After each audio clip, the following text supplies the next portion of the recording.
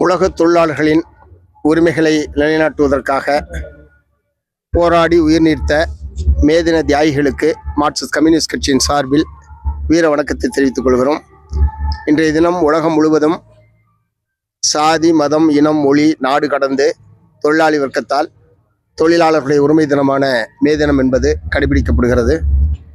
தமிழ்நாட்டில் அனைத்து கட்சியினுடைய மார்க்சிஸ்ட் கம்யூனிஸ்ட் கட்சியினுடைய அனைத்து மாவட்ட குழு அலுவலகங்களிலும் இடை ஒன்றிய குழு அலுவலகங்களிலும் செங்கொடியை ஏற்றி மேதின தியாகிகளுக்கு வீர வணக்கம் செலுத்துகிற நிகழ்ச்சி என்பது நடைபெற்றுக் கொண்டிருக்கிறது. இன்றைக்கு அமெரிக்காவும் இஸ்ரேலும் ஈரான் மீது தொடுத்த யுத்தத்தின் காரணமாக எரிபொருள் தட்டுப்பாடு, பெட்ரோலிய பொருட்களுடைய தட்டுப்பாடு, குறிப்பாக எரிவாயு விலை என்பது மிக கடுமையாக உயர்ந்திருக்கிறது. பிப்ரவரி மாதம் 28 அந்த யுத்தம் என்பது துவங்கியது. அன்றைக்கு வெறும் $70 இருந்த ஒரு பேரல் கச்சா எண்ணெயுடைய விலை இன்றைக்கு $126 உயர்ந்திருக்கிறது. இதன் விளைவாக எரிவாயுனுடைய, குறிப்பாக கடைகளுக்கு போடக்கூடிய எரிவாயுனுடைய விலை என்பது ஒரு சிலிண்டர் $3250 என்கிற அளவுக்கு கடுமையாக உயர்ந்து ஹோட்டல் தொழில்கள் முற்றிலும் பாதிக்கப்பட்டிருக்கிறது. ஹோட்டலில் வேலை செய்யக்கூடிய பல்லாயிரக்கணக்கான தொழிலாளர்கள் வேலையிலிருந்து வீட்டுக்கு செல்லக்கூடிய ஒரு நிலைமை என்பது ஏற்பட்டிருக்கிறது. அதே மாதிரி வீடுகளுக்கு வழங்கக்கூடிய சிலிண்டர் என்பதும் தட்டுப்பாடு ஏற்படும். நிச்சயமாக பெட்ரோலிய பொருட்களுடைய விலையை ஒன்றிய பிஜேபி அரசாங்கம் அடுத்த ஒரு சில நாட்களில் கடுமையாக உயர்த்த இருக்கிறது. இவ்வளவு நாட்களும் அவர்கள் உயர்த்தாமல் இருந்ததற்கான காரணம் இந்த 5 மாநில சட்டப்பேரவை தேர்தல். ஆகவே தேர்தல் முடிந்துவிட்ட நிலையில் இன்றையோ நாளையோ அத்தகைய அறிவிப்பு வந்தால் ஆச்சரியப்பட வேண்டிய அவசியமில்லை. சொல்லப்போனால் ஏற்கனவே பேரல் கச்சா எண்ணெயுடைய விலை மிக மலிவாக இருந்த காலத்தில் இவர்கள் பெட்ரோலிய பொருட்களுடைய விலையை குறைக்கவில்லை. மாறாக தன்னுடைய நண்பர்களுடைய லாபத்திற்காக அந்த லாபம் முழுவதையும் அவர்கள் கொள்ளையடித்தார்கள். ஆனால் இன்றைக்கு சர்வதேச அளவில் ஒரு நெருக்கடி ஏற்பட்டிருக்கக்கூடிய நிலையில் அந்த சுமைகள் முழுவதையும் மக்கள் தலையில் சுமத்துவது என்கிற அணுகுமுறையைத்தான் ஒன்றிய பிஜேபி அரசாங்கம் கடைபிடிக்கிறது என்பது சொல்ல விரும்புகிறேன்.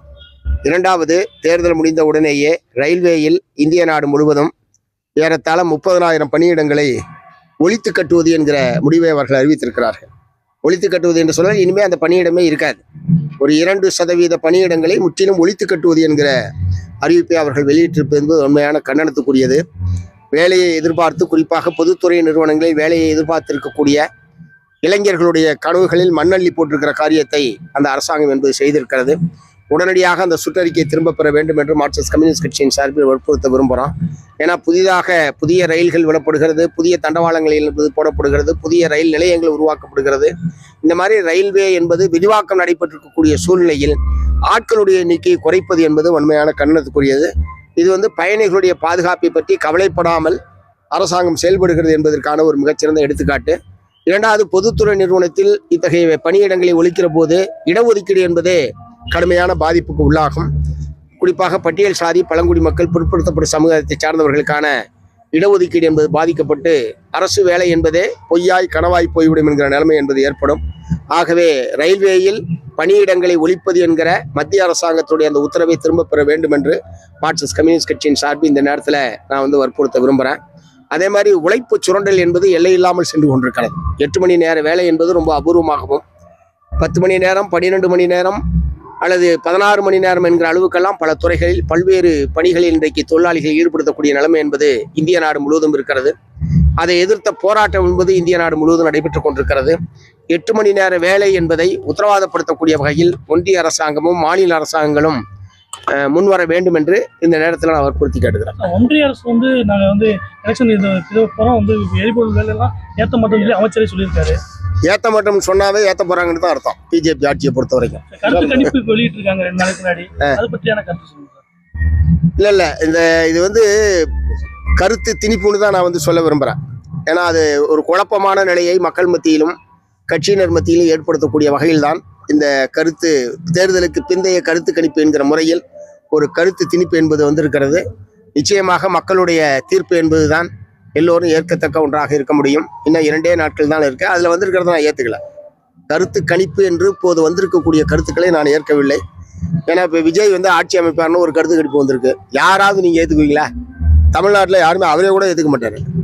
ஸோ அதனால அது ஒரு இட்டுக்கட்டப்பட்டும் அல்லது தாங்கள் விரும்பக்கூடிய ஒரு கருத்தை மக்கள் தலையில் திணிப்பது என்கிற முறையில் தான் பல நிறுவனங்கள் போட்டி போட்டுக்கொண்டு இத்தகைய கருத்துக்களை அவர்கள் வெளியிட்டிருக்கிறார்கள். ஆகவே அது ஏற்கத்தக்க ஒன்றாக இல்லை.